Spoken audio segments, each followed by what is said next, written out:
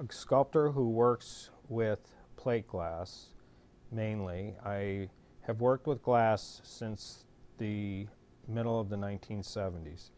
In the early 70s, I was a college student at Illinois State University in Normal, Illinois.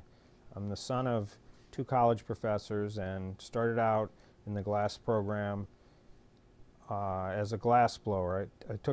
I took glass blowing as an elective in college and liked it so much that I decided to major in art. I was a sociology major at the time. I have worked with glass since the middle of the 1970s that I started taking glass lessons, and I was enthralled with the whole idea of working with a material like glass. Creative process that I use to make my sculptures is I start with an idea, a concept, and then I make some sort of a model, whether it be out of paper, flat paper, two-dimensional, or a three-dimensional cardboard object to give me a better idea of what I want to make. Then the piece ends up on a drafting board where I draw out all of the dimensions to make sure that everything will fit together. And then the process begins by taking sheets of plate glass that are commercially available.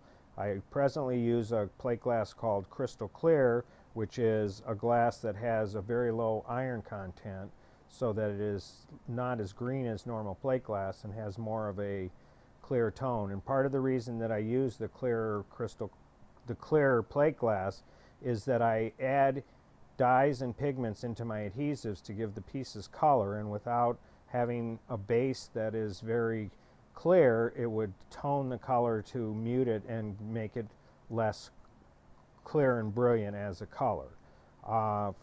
The process begins by bringing the sheets of glass in and putting them on the table and cutting them from larger sheets into smaller strips, from smaller strips into smaller squares or smaller strips even than the originally small strips, and then they're cut into circles. Parts are cut into circles.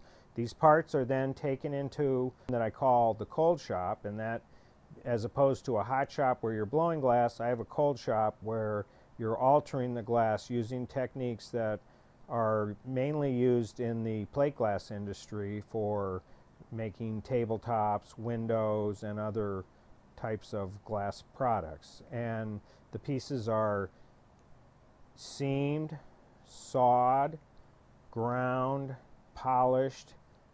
Some pieces are drilled in the cold shop, and then they are brought back into the main working studio where they're put together.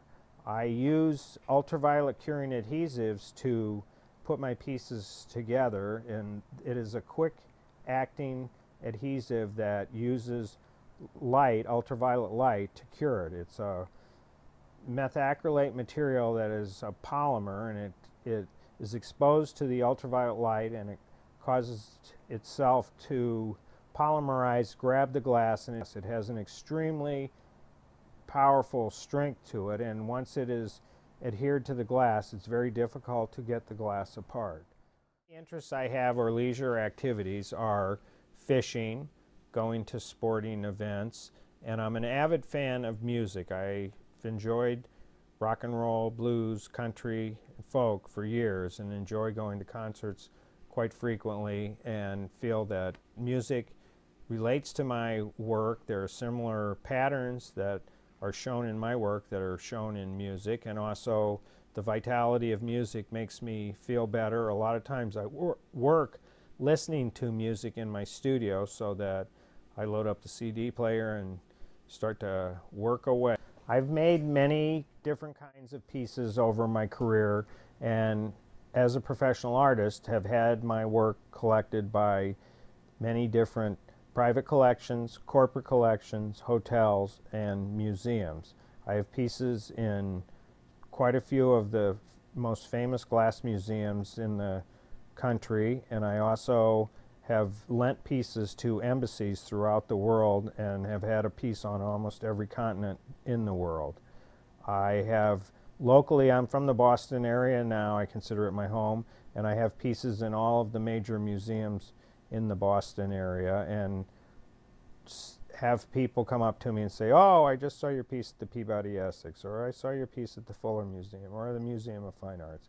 And it always gives me a good feeling to know that my pieces are out and available for people to look at.